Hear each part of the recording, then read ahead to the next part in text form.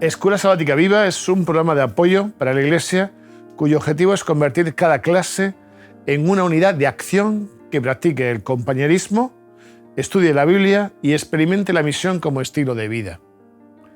En la primera parte del compañerismo, dedica, por favor, en tu clase 10 minutos a interesarte y conocer más a tus hermanos y hermanas, creando una red donde todos estéis cuidados y atendidos. Toma tiempo también para la oración, por vuestro reavivamiento espiritual y por nuestras familias e iglesia. Ahora acompáñanos en la segunda parte, en el estudio de la Biblia y la lección de la escuela sabática.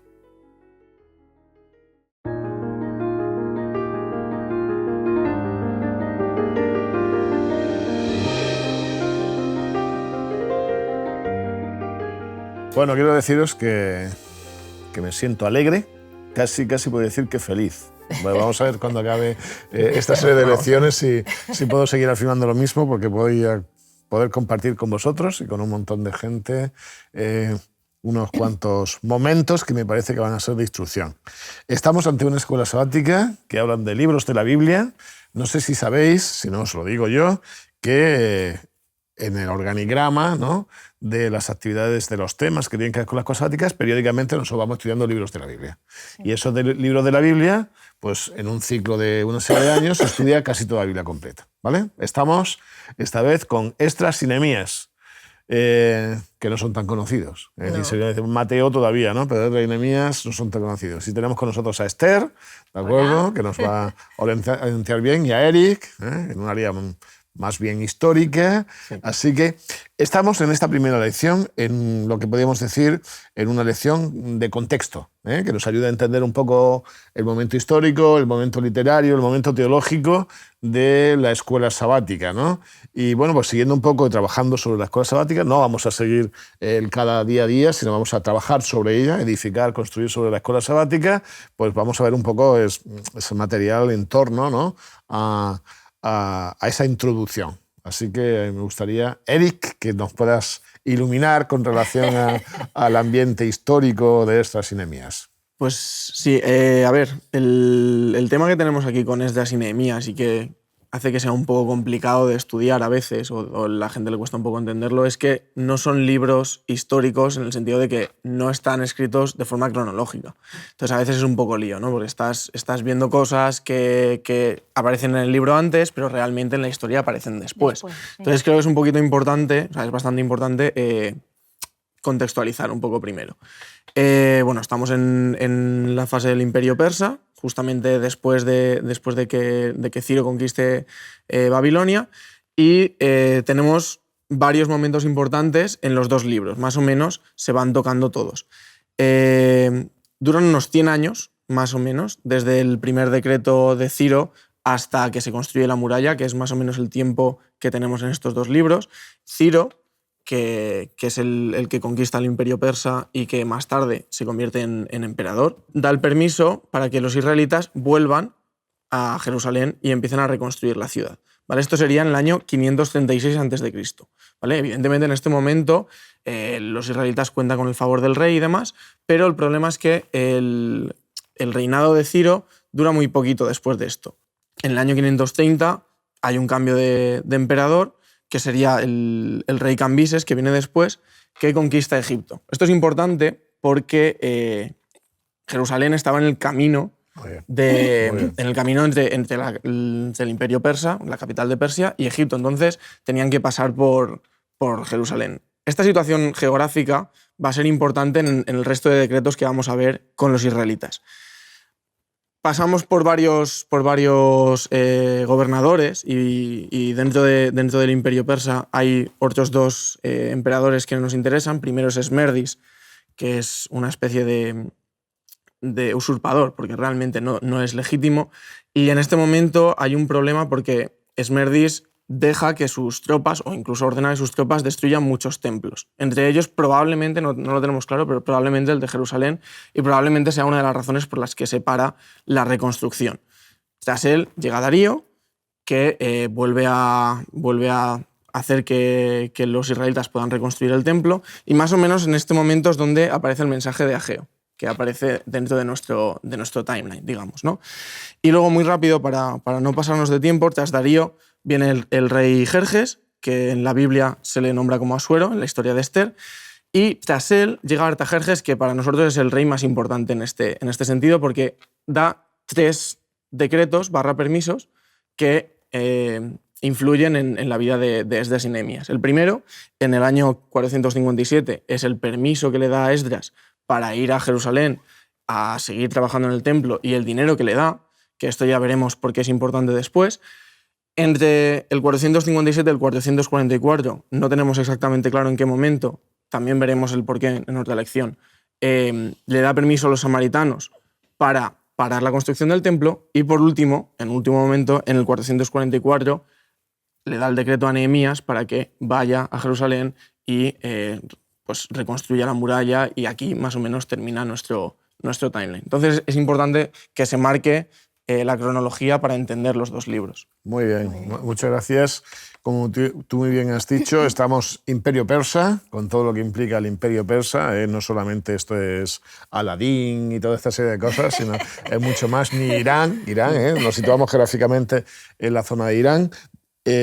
Palestina va a tener un protagonismo importante porque es zona de paso hacia Egipto, donde se producen los grandes fenómenos de lucha y de rebeliones también en Egipto, y vamos a tener por varios reyes que quieren expandirse, ¿no? El famoso Asuero, que nadie dice nada, ni él mismo cuando vuelve en la historia de Esther, pero en realidad vuelve de una derrota con las guerras médicas con los griegos, ¿no?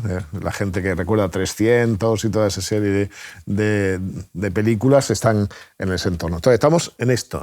En esto es como una vuelta, ellos están en exilio, vuelven de Mesopotamia en varias oleadas con varios permisos. Bien, eso no es muy complicado. Lo encontramos, por lo tanto, con libros que son post-exílicos. Y esto es muy importante, porque cuando nosotros vamos a pensar en la Biblia, Antiguo Testamento, tendríamos que pensar, antes de la monarquía hay toda una serie de mentalidad, en el periodo de la monarquía hasta el exilio hay otra mentalidad, y después del exilio hay otra mentalidad. Estamos en ese periodo. Esther, háblanos un poco entonces de conceptos vinculados con teología, conceptos vinculados con la historia. ¿Qué nos puedes decir?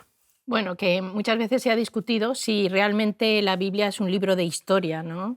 Entonces, bueno, yo había buscado algunas definiciones. Hay un autor que, luego hablando con Eric, los dos lo hemos tenido de profesor, que se llama Marc Baldó, y él escribe un libro, Introducción a la Historia, y ahí él habla y dice que la historia es la realidad histórica y el conocimiento histórico. Entonces, la realidad histórica son los hechos que ocurren en el pasado, y ahí estamos de acuerdo. La Biblia nos cuenta hechos que han pasado en el pasado. Y también es conocimiento histórico, y ahí es donde nosotros tenemos más problemas, porque el conocimiento histórico es el estudio, el análisis y la explicación que se da a esos hechos históricos. Entonces, claro, la Biblia cuenta unos hechos históricos, pero cuando damos una explicación, nuestra explicación quizás es distinta a lo que dicen los historiadores, ¿no? Porque en el contexto de la Biblia no solo explica hechos históricos del pasado, sino que, aunque esto nos cuesta a veces de entender, nos cuenta hechos históricos del futuro. Por lo tanto, en ese sentido no sería historia, sería profecía, ¿no? Sería revelación, ¿no? Y en eso que estás tú diciendo, por ejemplo, en la conversión normal, por ejemplo, un buen rey sería un buen rey que gana batallas o que comercialmente hay mucho éxito. Exacto. Y a lo mejor en la Biblia un buen rey no está bajo esos parámetros. Exacto. Porque y aparece como un mal rey en un libro bíblico, ¿no? Exacto, porque en realidad en la Biblia su fin es enseñarnos acerca del plan de salvación. O sea, lo que la Biblia quiere, lo que Dios quiere a través de la Biblia, es que entendamos cuál es su plan para nosotros como seres humanos. Entonces, la humanidad, ¿qué hace en este mundo? Es un poco responder a las 3 típicas preguntas. ¿De dónde venimos? ¿Qué hacemos aquí? ¿Y a dónde vamos? ¿No? Y eso es lo que hace la Biblia, responder. Entonces, no sé qué te parece a ti como historiador, pero en realidad como libro de texto histórico no es. No. Es verdad que, evidentemente, sobre todo en el Antiguo Testamento, tenemos un montón de información histórica. Y en muchas ocasiones tenemos partes de la historia que la Biblia es el único libro que las ha recogido, y que luego más adelante, durante muchos años, se ha pensado que, al ser la Biblia un libro del tipo que es, se ha pensado que eran pueblos inventados, por ejemplo los hititas. Realmente hasta el siglo XX se consideraba que era un pueblo que no había existido, que era mitológico. Y sin embargo, se ha encontrado de forma arqueológica que era verdad. y por lo tanto todo esto le da una legitimidad histórica a la Biblia muy grande. Pero es verdad que el objetivo de la Biblia al final no es que nosotros conozcamos la historia y todo lo que pasó y si exactamente fue, sino realmente lo que se centra es en el mensaje. Por eso libros como estos, como Esdras y Nehemías, más que agruparse de forma cronológica, como sería un libro de historia de cualquier época normal, lo que hace es agruparse por temas, porque lo que realmente le interesa al lector o lo que le interesaba al que lo escribió que el lector viera era que los diferentes temas, cómo se trataban por el pueblo de Israel, cómo ayudaba a Dios, etcétera, etcétera. Exacto, y entonces la revelación es lo que nos enseña acerca de los eventos que vendrán en el futuro, y ahí entra la profecía, ¿no? Ahí entra el tema profético, porque no solo vamos a aprender del pasado, sino que vamos a aprender de lo que viene posteriormente, de lo que vamos a encontrarnos en el futuro. Y Esdras y Nehemías nos hablan no solo del pasado, explicando esos temas, sino que sobre todo, por ejemplo, para la profecía de los 2300 días, que después lo veremos, es muy importante también. Entonces, tomando dos de vuestras ideas que me parecen relevantes, no siempre es puramente cronológico, porque hay una intencionalidad. ¿Vale? Exacto. Eso es importante. El que haya una intencionalidad no quiere decir que no sea real, que no sea verídico. Claro. Es verídico, pero hay una intencionalidad y entonces no está en un orden típicamente. Además de que nosotros tenemos nuestra manera de estructurar. El semita tenía otra manera de estructurar sus tiempos. Y un segundo elemento importante es que no es solo historiografía, sino que la historia se proyecta en el futuro. O sea, a nosotros nos sirve como modelo en nuestra época para aprender algunas cosas esenciales, pero también nos adelanta procesos del futuro. En Exacto. eso estaríamos Sí. avanzando, por eso esta es interesante. Yo quisiera decir algo con relación a los libros, ¿vale? Si os parece bien. Vale. Pero quisiera que hagamos una prueba para empezar. Esther, si tú quieres buscar Segunda de Crónicas, 26, 22 Sí. y 23, y Eric, Esdras 1, del 1 al 4. Porque yo creo que alguno de la gente que nos está viendo conoce esto, pero para los que no lo conozcan, fijaos qué sorpresa tan interesante. ¿Puedes leer, Esther? Vale. Es el final del libro de Crónicas, y aquí sería el principio del libro de Esdras. 36 era, 36. ¿no? 36, 22, ¿no? Sí, sí. Dice, en el primer año de Ciro, rey de los persas, en cumplimiento de la palabra del Señor por medio de Jeremías, el Señor movió el espíritu de Ciro, rey de los persas, quien mandó pregonar por todo su reino de viva voz y por escrito. Así dice Ciro, rey de los persas, el Señor, el Dios del cielo, me ha dado todos los reinos de la tierra, y Él me ha encargado que le edifique casa en Jerusalén, que está en Judá. El que de vosotros pertenezca a su pueblo, que suba, y el Señor su Dios sea con él. ¿Os quedáis con, Claro. con el texto? Sí. Empieza a leer para que veas qué interesante. Muy bien. En el primer año de Ciro, rey de Persia, para que se cumpliera la palabra de Jehová anunciada por boca de Jeremías, despertó Jehová el espíritu de Ciro, rey de Persia, el cual hizo pregonar de palabra y también por escrito en todo su reino este decreto. Así ha dicho Ciro, rey de Persia: Jehová, el Dios de los cielos, me ha dado todos los reinos de la tierra, y me ha mandado que le edifique una casa en Jerusalén, que está en Judá. Quien entre vosotros pertenezca a su pueblo, sea Dios con él, suba a Jerusalén, que está en Judá, y edifique la casa de Jehová, Dios de Israel. Él es Dios, la cual está en Jerusalén. Muy bien. ¿Os sabéis que es el mismo texto? Sí. Bueno, varía un poco algunas palabras porque estamos usando versiones distintas, Claro. ¿no? El técnico esa es la del 60, Sí. supongo que esta es la del 95, la Reina Valera. Pero Sí. en realidad es el mismo texto. Ah, esta es la del 2000. El 2000, bien. Es una adaptación de la De la del Reina 60. Valera, sí. Del 60. Es muy interesante porque nos encontramos en el mismo texto y decimos, ¿cómo puede ser la Biblia que dos libros distintos? Bueno, es que en realidad, en la antigüedad, los libros, el soportes, ya sabéis, podía ser pergamino, papiro, lo que fuese, pero se editaban en rollo. Sí. A veces los rollos eran muy largos, entonces era necesario cortarlos, ¿de acuerdo? Porque era un rollo, tanto rollo, de llevar. Entonces, cuando se producía esto, y es lo que pasa entre Crónicas, Esdras y Nehemías, cuando se producía esto, lo que intentaban hacer era dejar el final de un libro y el siguiente empezar con el final del otro para que no se perdiese ninguna información. Entonces, nos da una pista importante de estos dos libros. Una de las teorías sería que eran un solo rollo. O sea, estamos hablando de un autor. Luego hablaremos de qué autor es. ¿Qué libros están relacionados con Esdras y Nehemías? Pues obviamente Crónicas. Crónicas. Relacionado.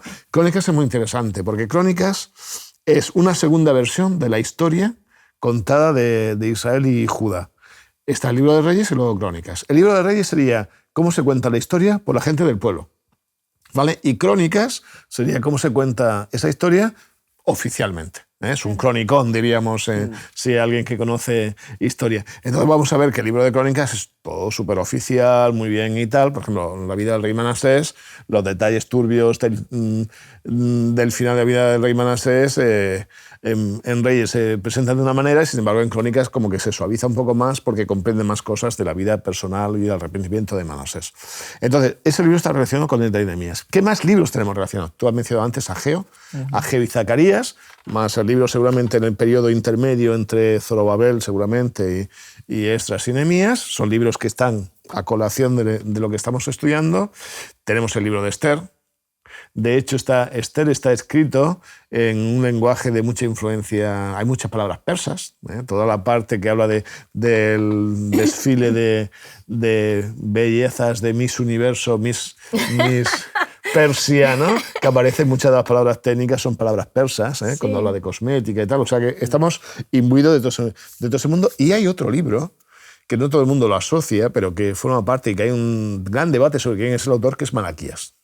Malaquías posiblemente sea un libro que se escribe cuando Nehemías se marcha, después de haber hecho parte de la reforma, se marcha, está un tiempo en Fuera Persia y vuelve. Y vuelve, sí. ¿Vale? Ahí tenemos... En el medio. En el Sí, medio, ese momento que está en el medio, que la gente se desmadra de nuevo y tal, y deja de hacer lo que tenía que hacer, y hay un mensajero, Malaquías significa mi mensajero, mensajero de Dios, ¿no? Mi mensajero, aparece este libro. Bueno, tenemos el contexto. Tenemos ideas que van a ser interesantes, me parecen muy interesantes. ¿Hay alguna idea que vosotros creáis que podéis decir, ya podríamos trasladar algo de esto a nuestros días? ¿Hay algún paralelismo así a bote pronto para que nuestra gente vaya pensándolo en las próximas semanas? En cuanto a este periodo, Sí. bueno, a mí me ha llamado muchísimo la atención. Hacía mucho que no... Bueno, he leído la Biblia, claro, por supuesto, pero que hacía mucho que no había estudiado estos libros, ¿no? Con tanto detenimiento. Me llama muchísimo la atención cómo el pueblo de Dios, así en general, ¿no? Que es lo que vamos a ver este trimestre en la escuela sabática, cómo el pueblo de Dios, mientras están ahí a su lado animándolos y motivándolos y tal, sí, cumpliremos con el Señor, seremos fieles, pero en el momento que se despistan y se van, vuelven otra vez a las andadas. Y entonces me recuerda mucho a nosotros, a mí me ha hecho reflexionar personalmente, no es que estoy hablando de la Iglesia en general, sino a mí como Esther, ¿no? A mí como Esther me ha hecho pensar que digo, yo soy un poco así también, ¿no? Mientras estás constantemente con el Señor, tu vida va bien, pero en el momento en que tienes temporadas que un poco te relajas, pues vuelves otra vez a las andadas y digo, Señor, es que esto no es nuevo. O sea, lo que me sorprende, que ya lo sabemos, pero que me ha hecho un poco reflexionar en que no es nuevo, que el ser humano seguimos teniendo los mismos defectos en teoría o las mismas tendencias, podríamos decir mejor, ¿no? A alejarnos del Señor, ¿no? Y me ha conmovido, la verdad es que en algunas lecciones hasta he llorado porque me conmueve el amor de Dios por nosotros, porque Él vuelve a por nosotros, vuelve y vuelve, y Él quiere estar con nosotros, Él quiere que nos relacionemos con Él, ¿no? Y a mí me ha conmovido, no sé. Una de las cosas que sí que me ha llamado la atención, no sé si es muy extrapolable en nuestros días en España, igual en otros lugares sí, es que al final... estaban en un contexto en el que los israelitas estaban dentro del imperio persa. Entonces, el rumbo que llevaban ellos más o menos iba ligado políticamente al del imperio persa. De hecho, vamos a ver más adelante cómo influyen la situación política de Persia en diferentes momentos y en los diferentes decretos y tal. Pero sí que me he dado cuenta de que buscan mucho mezclarse, buscan mucho quieren formar parte del imperio, de su propio contexto, ¿no? Sí que es verdad que los imperios buscaban eso, ¿no? Buscaban que todos sus ciudadanos se mezclaran para tener los menos problemas posibles, pero también me parece muy curioso que desde un primer momento Dios marca muy claro que Él lo que quiere es que se diferencien.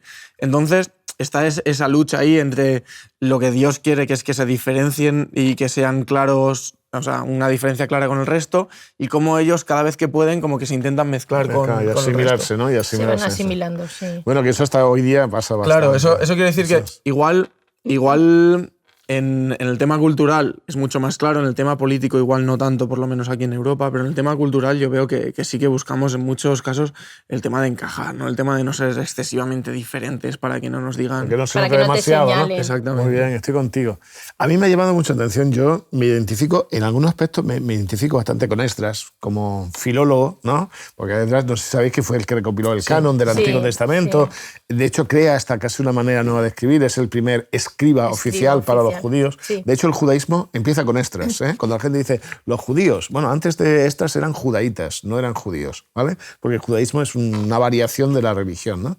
Me identifico, me llaman mucho la atención, pero hay algunos elementos que me gustan mucho y yo quiero leeros una cita para que veáis, a ver cómo reaccionáis. De Ellen White, de este Profeta y Reyes, dice, en la obra de reforma que debe ejecutarse hoy, se necesitan hombres que, como Esdras y Nehemías, no reconocerán atenuantes ni excusas para el pecado, ni rehuirán reivindicar el honor de Dios. Aquellos sobre quienes recae el peso de esta obra no callarán cuando vean que se obra mal, ni cubrirán esto con un manto de falsa piedad. Recordarán que Dios no hace acepción de personas, que me gusta mucho esta idea, y que la dureza hacia unos pocos puede resultar en misericordia para muchos. Recordarán también que el que reprende el mal debe revelar siempre el Espíritu de Cristo. Y me gusta mucho porque es lo que decías tú, esa tensión que existe entre asimilarse o no, también va a existir una tensión, es decir, hay que decir lo que está bien, pero decirlo bien, ¿no? Porque a veces decimos lo que está bien y lo decimos tan mal, ¿no? Que la gente rechaza, pero y a veces no decimos lo que está bien por quedar bien, ¿no? Entonces, me gusta hacer esto porque es como dice, con el Espíritu de Cristo, ¿no? Hay que hacerlo, pero con cariño, diciéndonos las cosas, con respeto a la gente, dejando que la gente decida personalmente, ¿no? ¿Cómo lo veis el texto? ¿Qué os parece? Yo creo que hoy en día es muy difícil eso, porque precisamente por lo que decías, ¿no? Por la asimilación que tenemos, el no querer ser diferentes, si tú vienes y das otro mensaje, la gente le cuesta mucho aceptarlo. Y lo primero que van a pensar, bueno, ya se habla, ¿no? De puritas y de, ¿no? Y ya te ponen apelativos, legalistas y tal. Entonces, claro, es verdad que hay que decirlo, aunque sea difícil, pero hay que tener mucha psicología para decirlo de una manera...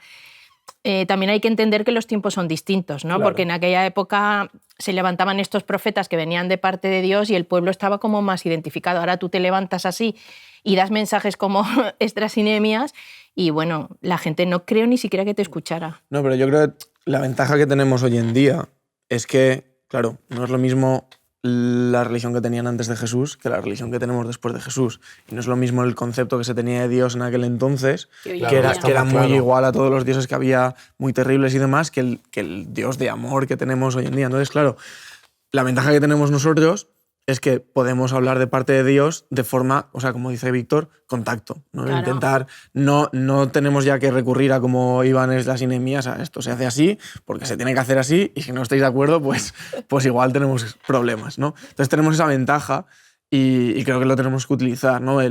No está mal intentar decir las cosas con tacto, siendo firmes, pero que tampoco no es necesario que la gente se sienta mal, no es necesario acusar a la gente que lo está haciendo mal, sino simplemente decir, mira, esto se tiene que hacer así, pero vamos a trabajar para llegar a este punto. Además, Se necesita además, ser valiente para no, eso, ¿eh? Porque... Pero además tenemos que entender que lo que Dios pide es para nuestro bien siempre. No, eso está... Es como cuando Sí. eres un niño, tu padre te dice, no tienes que hacer esto. Y dices, no, bueno, es que no tienes que hacer esto porque en ese momento no eres consciente, pero es para tu bien. Entonces yo creo que este trimestre va a ser muy interesante, porque vamos a tener alguna que otra patata caliente por ahí, pero yo creo que lo que hay que hacer es reflexionar con madurez, con equilibrio y intentando hacer un poco lo que a Dios le gusta, ¿no? ¿Cuál es su voluntad? La verdad es que tenemos la historia que nos sirve para entender que cuando el pueblo de Dios siguió el mandato que Dios le pedía, cuando se alineó con Dios, las cosas le fueron bien. Entonces, esa es una lección que tenemos que aprender hoy en día. Mientras tú te mantengas al lado de Dios, yo creo que las cosas te ayudan a bien. No quiere decir que te vaya a ir todo bien, pero que las cosas te van a ir a bien, ¿no? Te van a ayudar a bien. Bueno, se nos ha pasado el tiempo, es rápido. Yo sí que quisiera, si os parece bien, dejar en mente como propuesta de oración, ¿no? Para esta semana que estamos estudiando el libro, que el Señor nos ayude a entenderle en su sentido, ¿no? A veces hay diferencias históricas con el texto, incluso diferencias teológicas, diferencias a lo mejor lingüísticas, pero yo estoy seguro de que el Espíritu Santo, si alguien lee con ganas de encontrar la verdad, la va a encuentra. encontrar. Así que vamos a seguir trabajando el resto de las semanas en este sentido. Muchas gracias. A Muy ti. bien. Hasta luego. En la tercera parte de la Escuela Sabática Viva, usa 10 minutos y analiza. ¿Cómo podemos aplicar lo estudiado? ¿De qué manera puedes compartir tu esperanza con las personas que te rodean? Animamos a cada unidad de acción a tener una experiencia más allá del sábado. Cread vuestro propio proyecto misionero, programad en vuestras casas reuniones para orar y confraternizar. Buscad un tiempo en la semana o el sábado en la tarde. Muchas gracias por acompañarnos hasta aquí y querer que tu escuela sabática sea un proyecto lleno de vida. Nos vemos la semana que viene.